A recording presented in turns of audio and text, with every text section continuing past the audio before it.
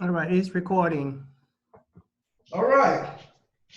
How was everyone? My name is Reginald L. Wilson. I am an actor by trade. I'm also an advocate for domestic violence awareness. And I have on today my brother, Jerome Garrett. Jerome Garrett and I, we go way back. But professionally, since about 2006, we have been working together on and off, trying to raise the awareness of domestic violence, and we're doing plays. Jerome Garrett, in the performance world, he completes me. Um, he has a very special gift, and it's a gift that you have to run to. And we worked together while we were both members of Metropolitan Cathedral of Truth. We worked on a couple of plays together. We worked on Platinum Grill Spirit Field, where Jerome wrote all the songs for. And it was amazing how he did it because he just came to the rehearsal. And as he was watching the performance go on, the songs were coming to him. And I mean, boom, boom, boom, boom, boom. And it was a magical production. And we put that production up at Metropolitan Cathedral of Truth. And one of the things that Jerome prophesied to me was, put this in your back pocket. This is a special piece. Don't bring this back out until it's time. And I haven't brought that piece out since then. I mean, I've shown the video of the performance that we did, but I haven't put up another production yet. And that's about 14 years ago. But we will be tapping back into that production very soon because the time is really near. That play deals with identity and judging a book by its cover and making wrong judgments. And that play, it was very successful. It healed a lot of people. It healed a lot of hurt in the church. And that play will be coming back. Now, what we're working on is another play that deals with social awareness, and it is Scrambled Eggs. That's the play that was done. We did a reading about a couple of weeks ago, and it was just a reading of the text without the songs. And that play came about with Jerome. He came to me with 5 songs, and those songs were so powerful. I mean, it was like impossible to not write something. So I have Jerome with me here today, and I just want to get into his mind. I just want to, find out like how, like how. Jerome has ministered to me in so many different ways. I mean, even when I was married, the things that he told me when I was married, I couldn't believe it. And I'm like, nah, you don't know what you're talking about. But it came to pass. And Jerome, no matter how, if I ever got angry at Jerome because I am a moody type person or I can't be a moody type person, Jerome always welcomed me back like the prodigal son. So I love this man as my brother, as my mentor, and I'm happy to have you here. Welcome aboard, Jerome Garrett. Hey, how's everybody? I'm excited to be here with you, Reginald, for this brief time that we have together. Um, thank you for such humbling introduction. Singing and songwriting. I've been singing all of my life, kind of had an imagination at a very early age. And you mentioned Metropolitan Cathedral of Truth. Pastor Kenneth and Helena Barrington, who are my spiritual parents, and also my mentors. I think going to their church and the creative thing that's on Helena Barrington's life and the atmosphere that they created there at the church kind of added to what was already going on in my life. So I sang in the FAMU Gospel Choir under the direction of Sherwood Brown, and recently we lost one of our former choir members, which is Troy Sneed. So we sing together, and so all of those great people, Bishop Spencer Smith, different people, Stacy Eden, Sherwood Brown, Becky Brown, all of these people we met, Bishop Aaron Stewart, the different people we met while there at FAMU. After graduating from FAMU, went to serve at Metropolitan. I served there for about 20 years. And in that process, I believe that I had an impartation and I had an anointing or my gift to be released in another measure. And so at that church, they practiced spontaneous singing. I joined that church back in the 80s. And back in the 80s, there were no dancers in churches like that. And and I've been knowing you since you was a little kid running outside playing basketball on that dirt court y'all had. And I remember a lot of memories and the competitiveness. Of course, I wouldn't play, but I would hear y'all cut the fool and talk about in your face and all kind of joking and that kind of thing. So I think that God moves generationally, He moves relationally, and He moves from generation, relationally, and covenantally. And so I think it is a good season and a good time for you. The Lord spoke to me at the beginning of the year, and He said, position yourself for greater because greater is coming. And He said, you might have to downsize, relaunch, rewrite, relook, review, repent, redo, whatever you need to do. Position yourself for greater because greater is coming. So I love what I see you doing. You're positioning yourself for greater. And I think that He gave scrambled eggs and spirit platinum grill, spirit field. I think those plays were like seeds, and I think they were like babies. And at this point in time, I think it's time for us to feed them so that they can grow and take legs on their own. And until they feed you, then you're not ready. You're not done with it. Until it feeds you back, then you're not done with it. It's almost like having a father and a son, where the father feeds the son, but after a while, the son feeds the father. And that's kind of how I see our songs. I have hundreds of songs that I've written. And since the reading, I got another song for the play since the reading. And that, the title of that song is Remember Sable said, can we celebrate our birthday? And so I woke up one morning and I began to sing, can you celebrate my birthday? And I went to my phone and I recorded it. I said, okay, I can't forget this. I can't forget this. And so I think it's really, really good. Since we did the play, I think things have gone full circle. I went and got my master's. I know you got your master's.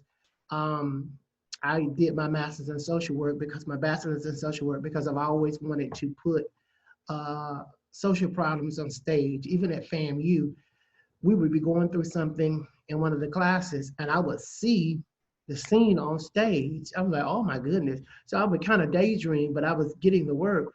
But it wasn't until that we started, the Refuge House asked me to could do a play. And because I knew that you were a playwright and you were in the theater, so, because that's a smart man. If you don't have the skill, you got to find somebody who got the skill, okay?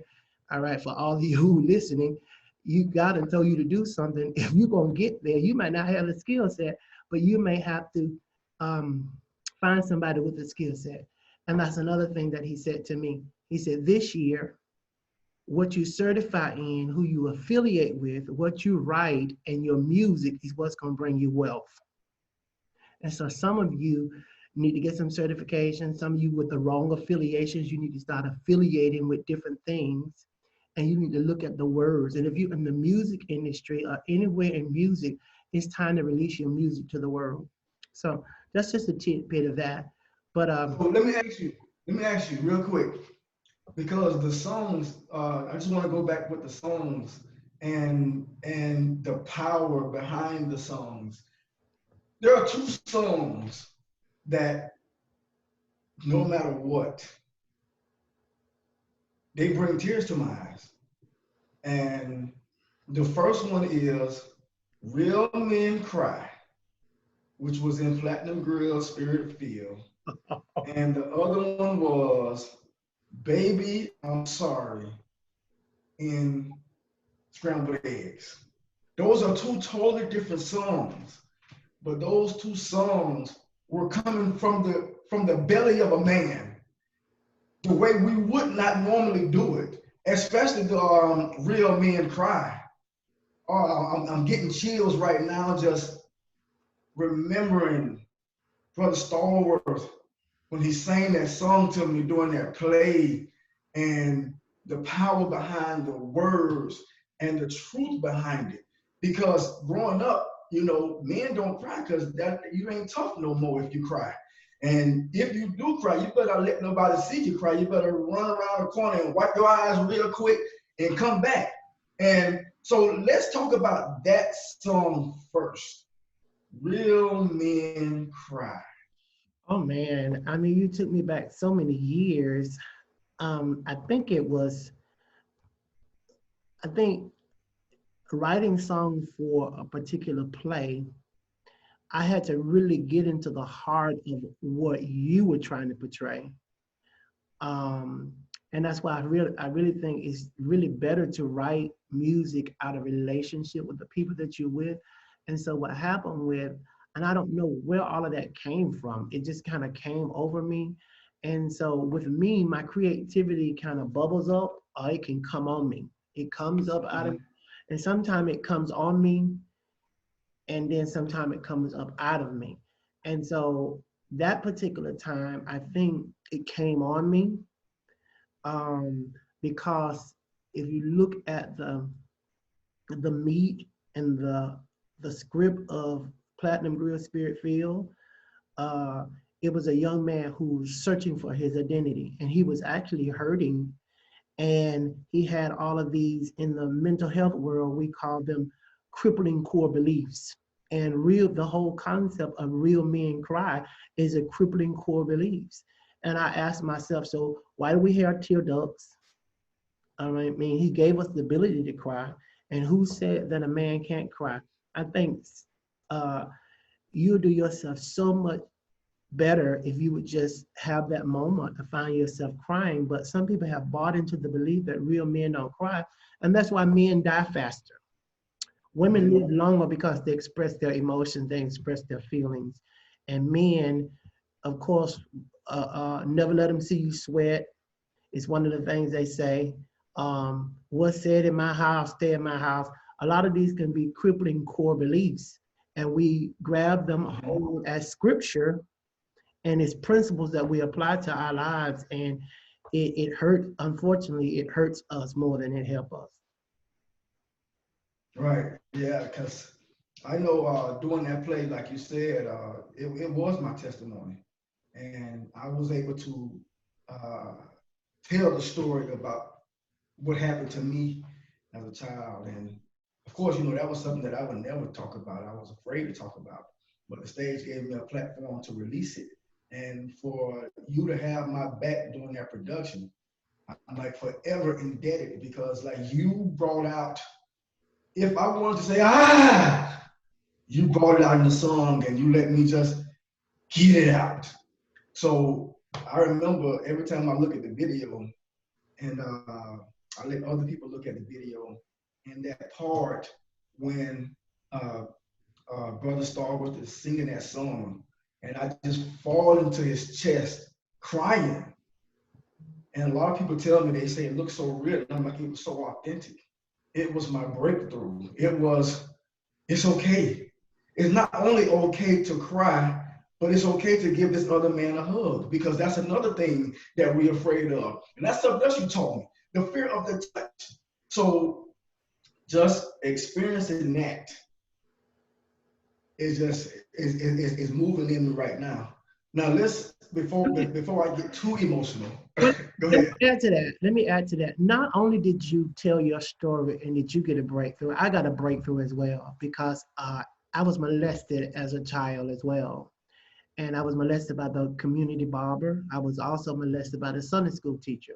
So technically, I'm not even supposed to know God and want to know God because the people that my parents, quote unquote, trusted did not handle me well.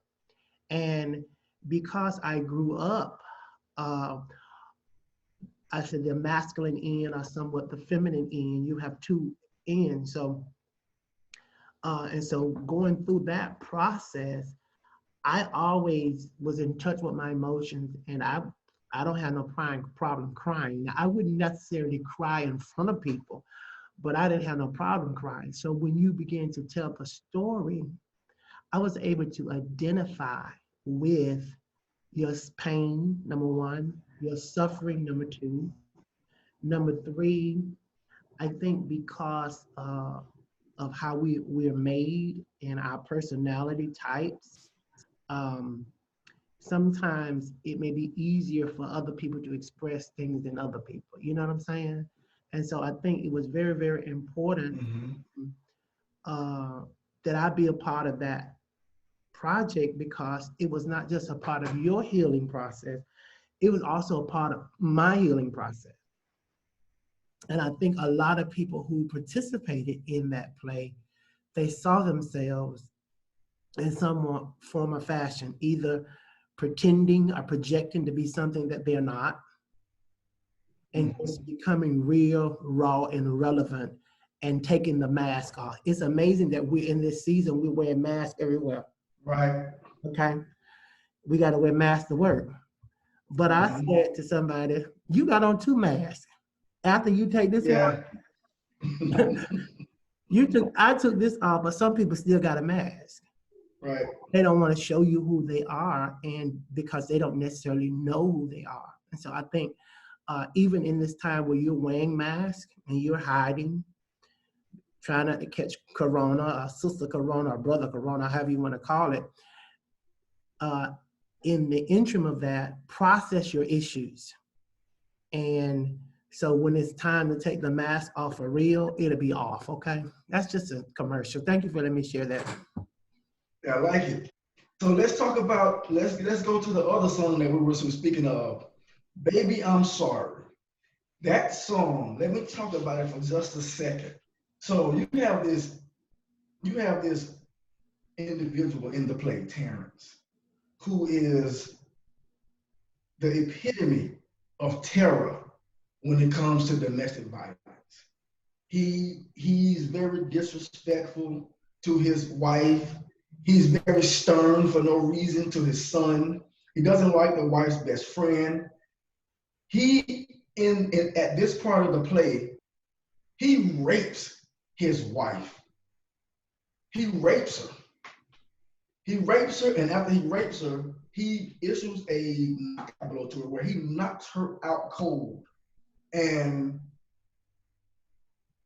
whether it's the fear of the police, whether it's the fear of she being really dead, whether it's the fear of him being alone, you came with the song, Baby, I'm Sorry.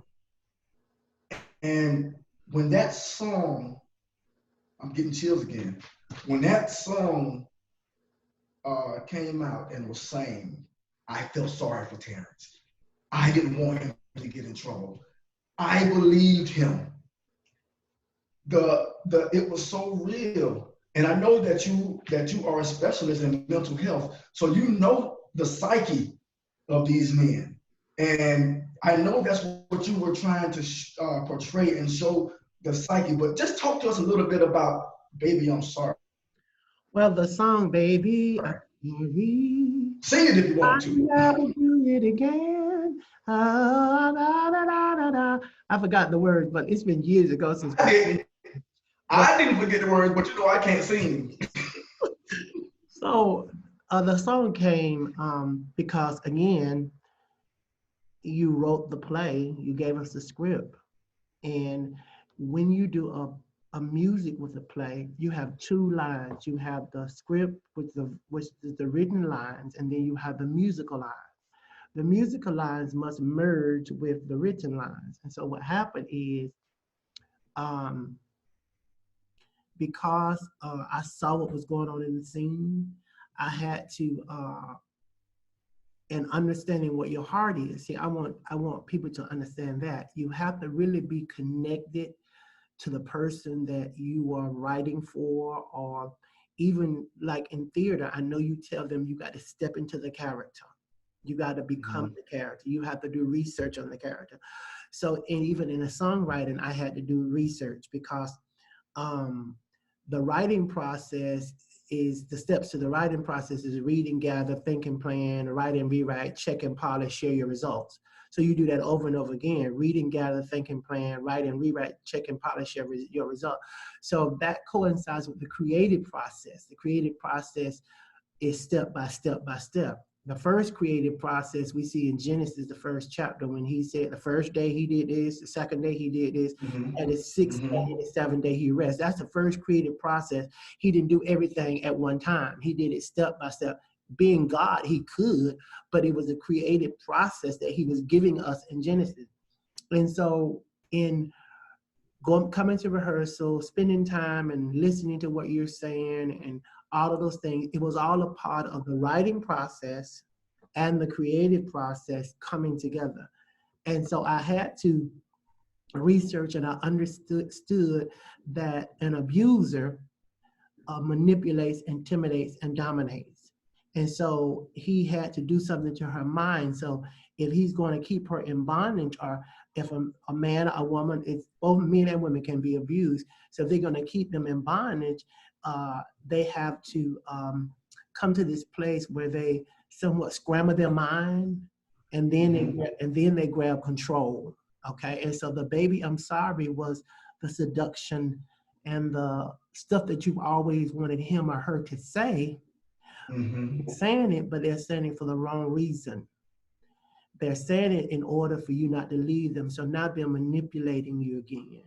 They're seducing you again. And a lot of people who get abused, like you say, if they're abused, they'll turn around and they'll have sex with them.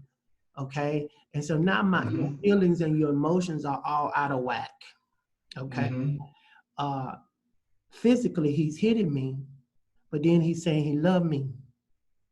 And so now you conflicted within, but they've actually picked up on something that was already inside of you that made you subject, or giving you you have a proclivity to be abused, because it's really connected to low self-esteem, low self-worth, low value, low, and so I'm not saying it's your fault that you abuse, but when you don't value yourself and you don't check it before it gets started, then you'll find yourself in it and wondering how you got in it. And so the whole Baby I'm Sorry was a song to seduce her back to the house, seduce her back to not leaving. I'm not going to go anywhere. So, and I thought it was a pacifier. A pacifier produces false intimacy. And so that's what happened. It was everything, because it ended Act 1. It was the way Act 1 ended. So it allowed the audience members to process everything that happened in Act 1 and up to that song to totally hate Terrence. And then he sings the song and you say, well, wait a minute now. He might be for real. And it was so perfectly placed, because like I said, it was at the end of Act 1. So it gave the audience 10 minutes to go out and say, okay, so let me do this. Because I don't know if you remember, but when we did it in Madison County and that rape scene happened, the one audience member jumped up, screaming, ran out of the theater, because she was on the stage, not physically, but mentally. She was on the stage, and it was too real for her. So this is a nice springboard into what we do.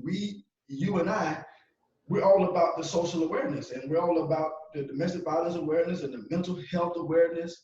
And how did you get into it? How did you get into it? Because you pulled me into it. Well, how did you get?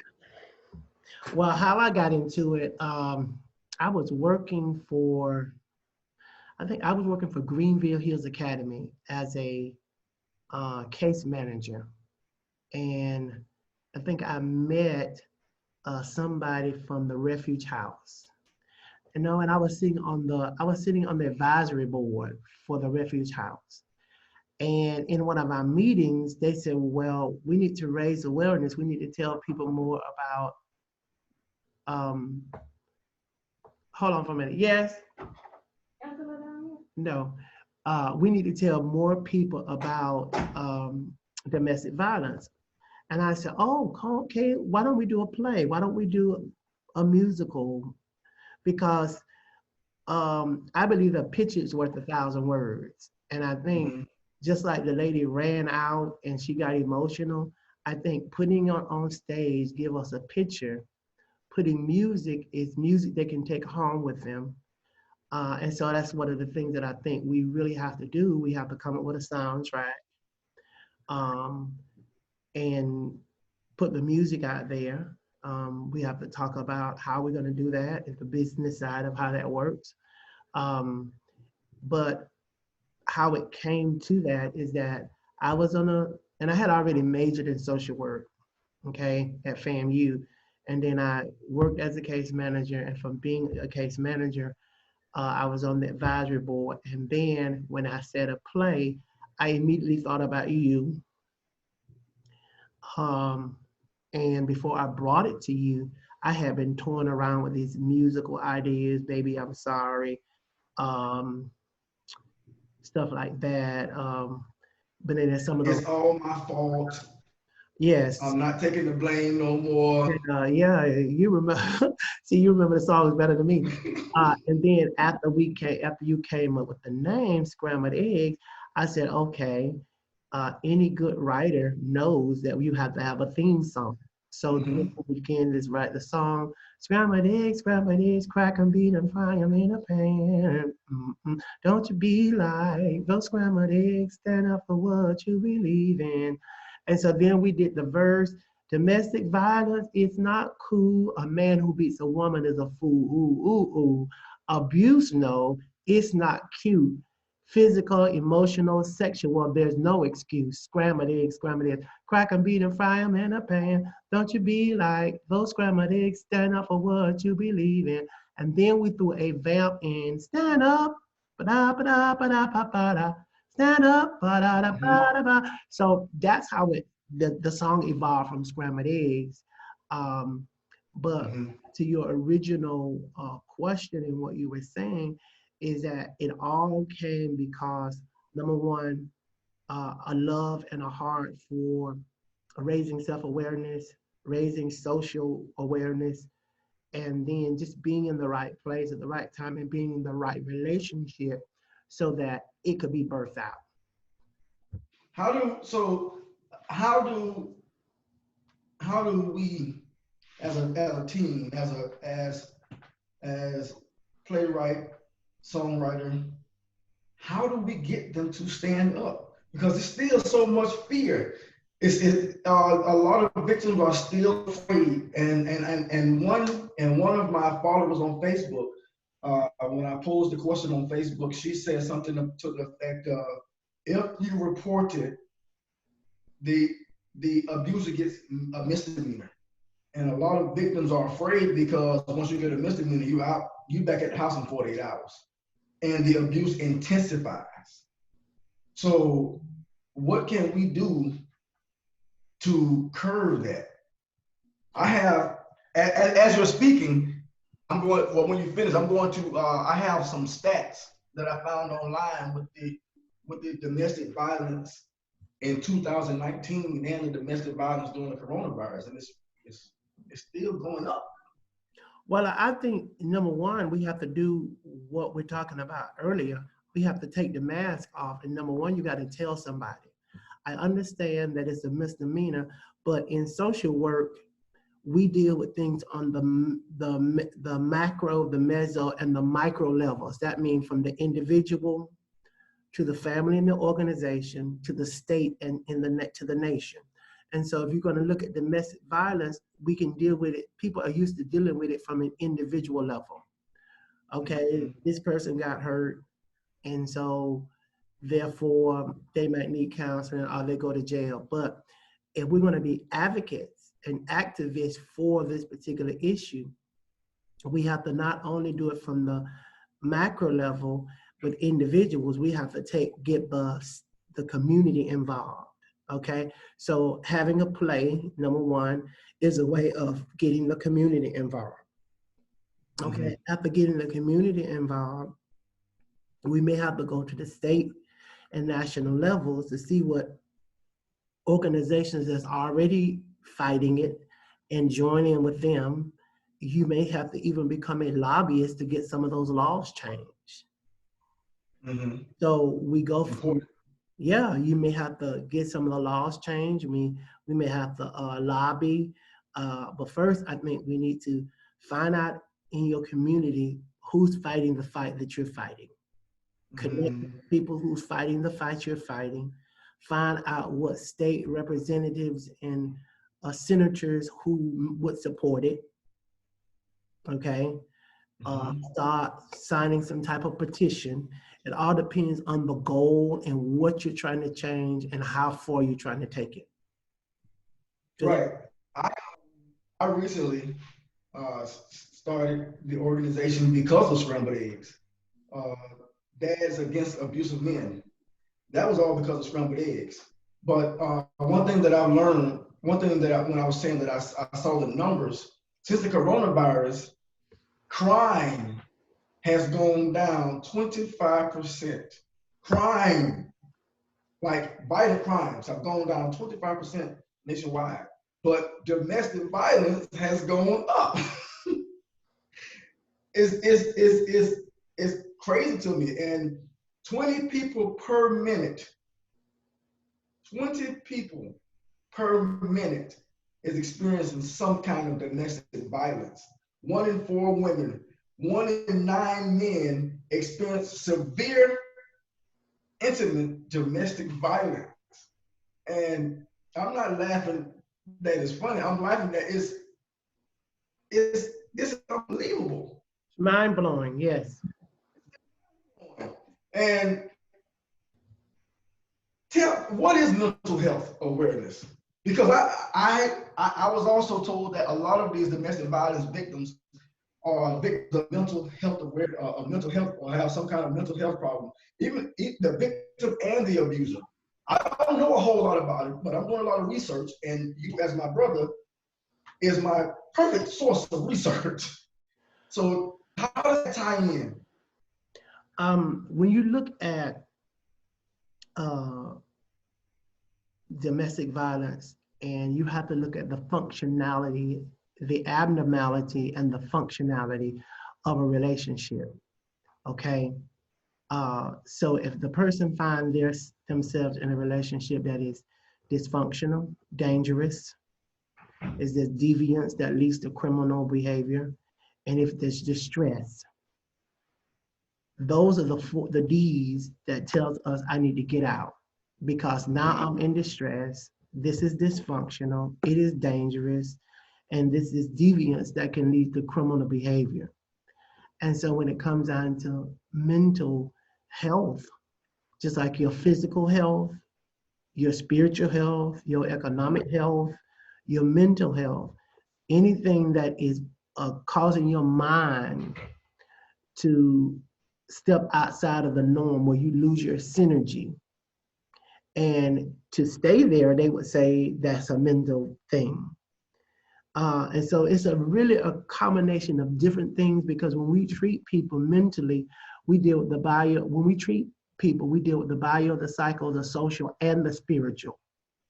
So domestic violence can be chemical, it can be psyche, it can be social, it can also be a spiritual abnormality. It can, the causes and the effects can come from different angles. You know what I'm saying? Mm-hmm. So, uh, do I think everybody who abuse or get abused is mentally ill? No.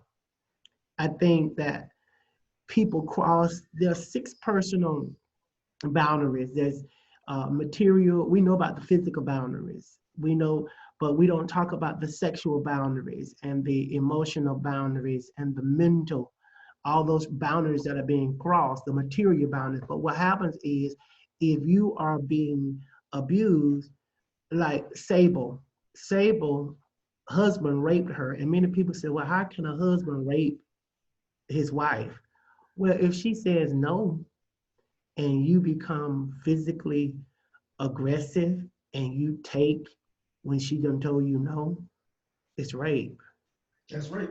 You see what I'm saying? And so at the end of the day, I think there is no, I can't say that everybody that rapes or abuse somebody, I think it's just, it leads to a lack of understanding boundaries because you cross boundaries. And when you cross boundaries, you may be more narcissistic than anything that feel like you can't accept no.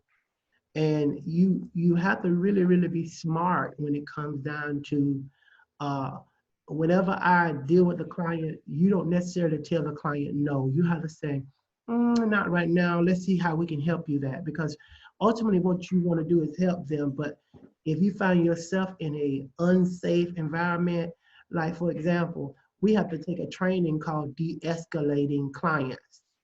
And Mm-hmm. if a client come into our office and we tell them no and they escalate, more social workers and therapists have been attacked.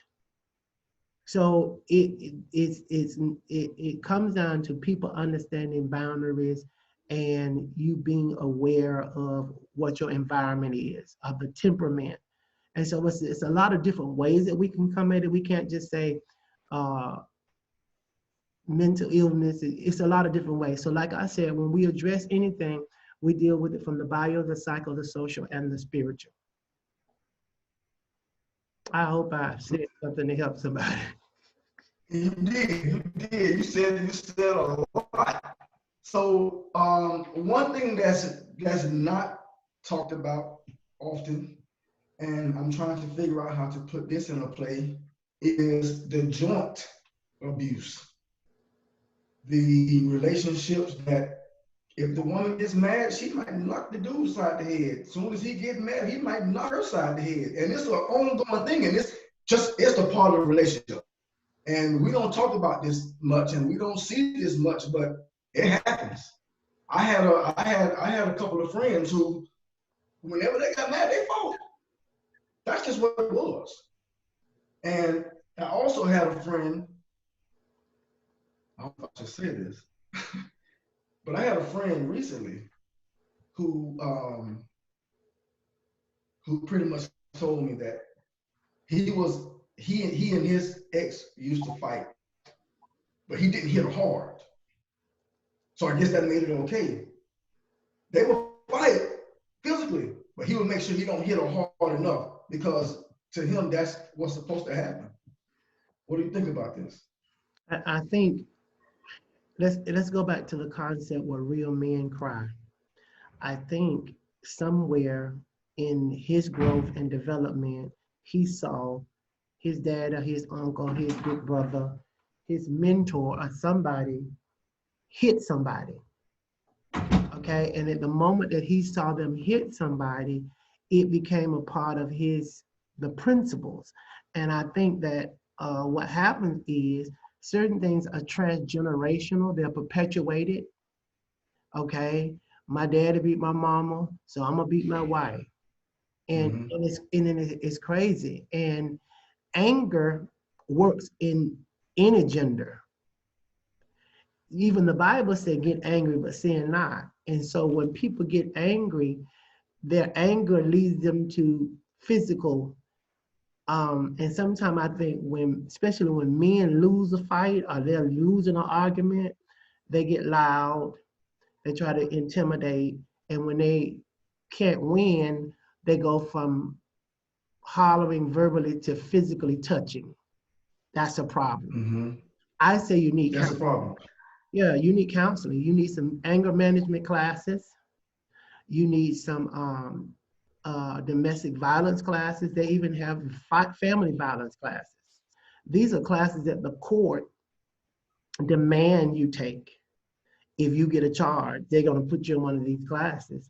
And so I think uh, people have to deal with their anger. And you might need therapy. You might need to talk to somebody about what you're feeling and what you're going through. It's just the truth of the matter. But in the African American community, to go to a therapist is frowned upon. To seek counseling is frowned upon. But I think sometimes I believe that feelings buried alive never die.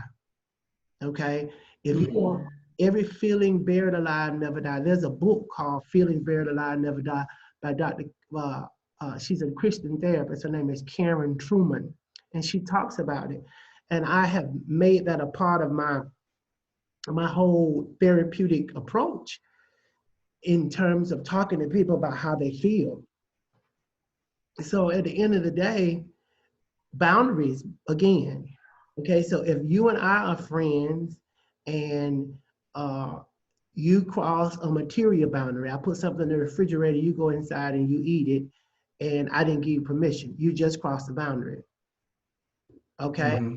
if you meet somebody on the street and they get too close to you, they just crossed the boundary. Okay, so Mm-hmm. for a husband or a wife to touch somebody, to hit their husband, that's a physical boundary.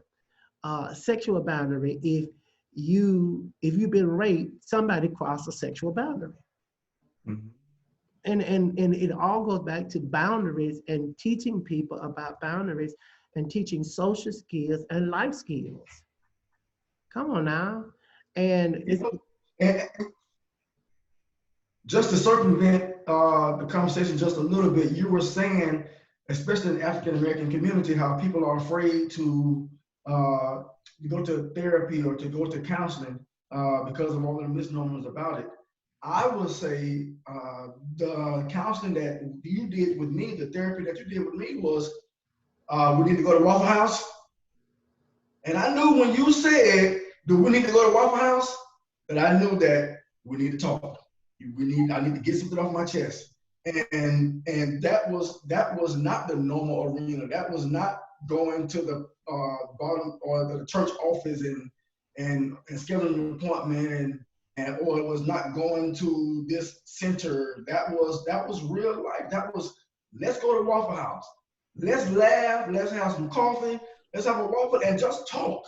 And a lot of people, if they can find that if they can find that person, I think that the domestic violence rates will go. I mean, wait, let me back up now. Because we weren't meeting for domestic violence, because that's not me, but for healing for the things that I went through. And it was everything for me. I mean, just think about it. After we had those counseling sessions, man, I went back to school. I went back to undergrad. I went back to grad school. I saw my focus. My focus was refocused. I was able to see my purpose again. And a lot of people, the talents from the Bible, a lot of people, they look at the talents and they think that they might bury their talents in the ground, but no, sometimes you bury your talents inside. And my talents were definitely buried inside. You pulled them out. You helped pull them out. And my praying mama as well. So, yeah, yeah, you had to have a praying mother because your mother and your father gave you the foundation. Okay. mhm, And sometimes the scripture says some plant, the other water, but it's God who brings the increase. And sometimes your mother or your father, they plant, but they may not water it. And they could water it, but you may not be able to receive it from them. It had nothing to do with mhm. them. You just in a place that you could receive it from them at that time. And I didn't really set out to counsel or to coach you in that way. But what I did set out, I understand creating an atmosphere for people to be their best self. That's how I define therapy. You create it, and therapy can happen anywhere. It can happen at the Waffle House, and I have something that I call an ATM. When we take an ATM, I'm going to take a teaching moment or a therapeutic moment. So when I first started saying it, because I was in education, I would always take the teaching moment. But sometimes an ATM is a therapeutic moment where you would draw money from the bank. You know what I'm saying? And so the time when we sat at the Waffle House, we were having ATMs, we were having brainstorming sessions, we were having vision casting moments. I mean, we were having laughing moments. I mean, all kind of things were happening. But the good thing about that, communion was taking place. Fellowship is taking place where heart touches heart, spirit touches spirit. And then out of that, you birthing something really, really beautiful that nobody could plan. So, because I couldn't plan Mhm. it, you couldn't plan it. I think it was just a God thing. And I think when you find people that you can connect on that level with in a spiritual plane, you really want to guard those relationships. And so with our relationship, I think we're both born in September. I'm born on Mhm. the 22nd, and you're probably what, the 10th or the 12th? Which one of those? Yep, Tim. Okay. So, so we're both September babies. So what happens is, even in going forward, you're trying to come into who you are. I'm trying to come into who I am. And then what the enemy tries to do is to bring division. So I Mhm. need to bring division because this might work. Something might come out of this. Somebody might be blessed. Somebody might be healed. And so in the process, I think over the years, because we have grown, and like I said, even since then, you got your master's, I got my master's, and I'm getting ready to go into a doctoral program for marriage and family counseling. And so that whole concept of evolving, but I think the different disciplines connecting together with the arts is the thing that's really, really, really making the difference. And so I don't know if I got off track or started rambling, but thank you for letting me No, share. no, no, no, no. Whenever you speak, man, all we can do is sit back and listen. Sit back and just try to take in as much, try to absorb as much. But I know our time is coming to an end. I know you have other things that you have to do today. So I'm gonna say a little thing to wrap us up before you start recording. And then I want you to speak, and then after you finish speaking, then you can start recording. But I just want everybody to know that Jerome Garrett is my brother, and and he helped me to realize that no matter who you are, you can't make this walk alone. You can't do it alone. I don't care what kind of talents you got. I don't care what kind of gifts you have. There's no need to be selfish. There's no need to be selfish because what ends up happening, what ended up happening for me was I was trying to eat it all. I was trying to eat it all myself, and I was stuffed, and there was nowhere for it to go. It's like I was sold up. It couldn't come out. Even though I wanted it to come out, it could not come out. And I'm truly thankful. I'm truly thankful that a man that I met as a child, like he said, when I was playing basketball in my community or in my yard on a dirt court. We'll see him and we'll laugh and we'll play periodically and we'll see him in church singing. And he always had that gift to sing. Whenever I went to Metro, he was always there singing, and there was always that gift. It was always something that would draw me to him. And it was my mother who once the church that she started, when she said, "It's time for my babies to fly. It's time for my birds to fly." And she called Metropolitan, she called the pastors, and she let them know that my son is going to fly to your ministry. My son is going to fly. I'm releasing my son from my ministry to your ministry. And after I went to Metro, Pastor Kenneth and Pastor Helena, they embraced me so well. And the spontaneity that you were speaking about, the singing, they allowed me to do it, the spontaneity with the acting. So you may be singing a song, and then I would jump up and I would put the actions behind the song. And it was all that stuff was powerful. I was able to release some of that stuff that had been in me for so long. And then we got together with the two productions, Platinum Grill and for Scrambled Eggs, and we just started to blossom even more. Now we're here. Now we're here. It's destiny time. It's destiny fulfilled time. And I just wanted this interview. I had to do my first interview with you because it's all about domestic violence. It's all about social awareness, and you are the person who was able to push that out of me. My next interview will be with my mother, sipping tea with Dr. B, and her book that she wrote. I'm too old for that. That's available on Amazon. I've read it already. I'm going to read it again before the 15th of May.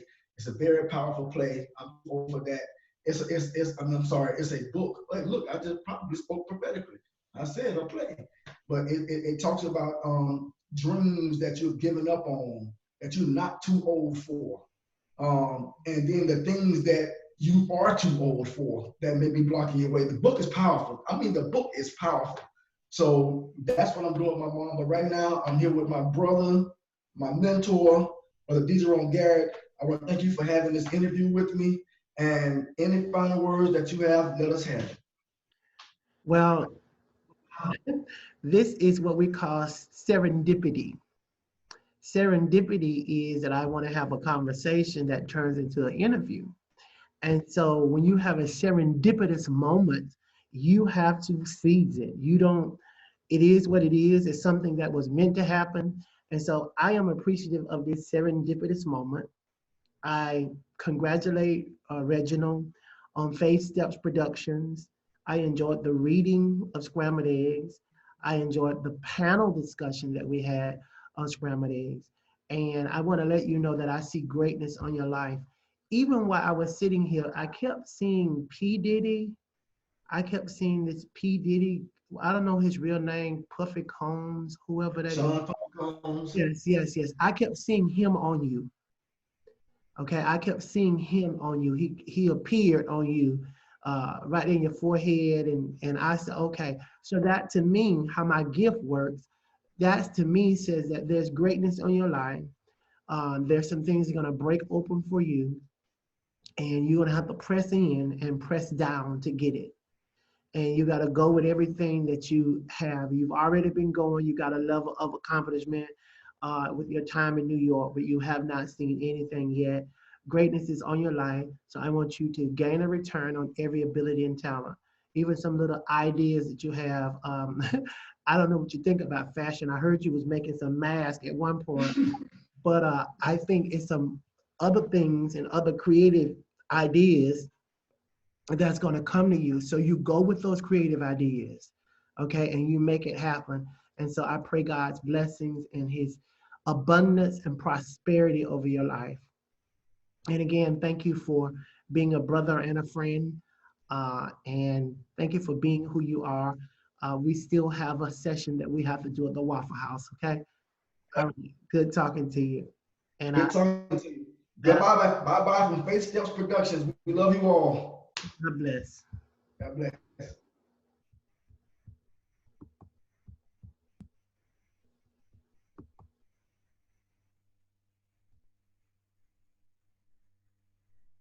Stop recording.